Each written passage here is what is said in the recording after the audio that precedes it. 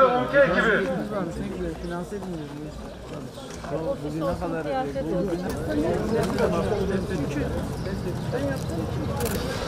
Türkiye bir deprem bölgesi.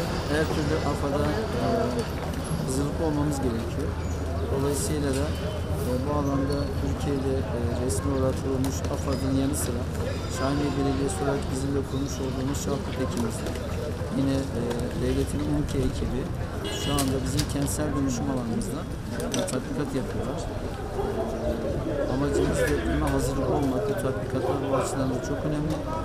Bunu bir fırsata çeviriyoruz. Şu anda kentsel dönüşüm alanlarında yapılacak tatbikatlarla Allah korusun ileride vuku bulabilecek bir depreme karşı amaç ekipleri hazırlıklı hale getirmek, dinamik hale getirmek.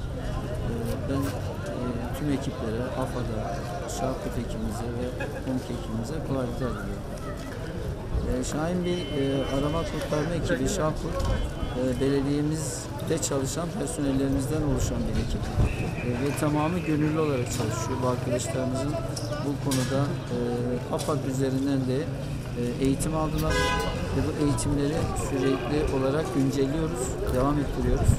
Amacımız herhangi bir Türkiye'nin veya dünyanın herhangi bir yerinde vuku bulacak bir AFAD'a karşı, depreme karşı veya başka bir felakete karşı hazırlık olup oraya destek sağlamak ki bugüne kadar da bu anlamda birçok noktada çalışmalara katıldılar.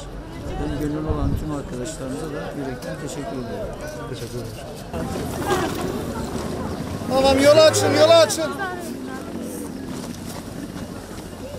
Sedye'ye doğru hocam. Sedye'ye doğru devam edelim. Sedye'nin üzerine dikkatli bir şekilde indirelim. Hastane birinci aç.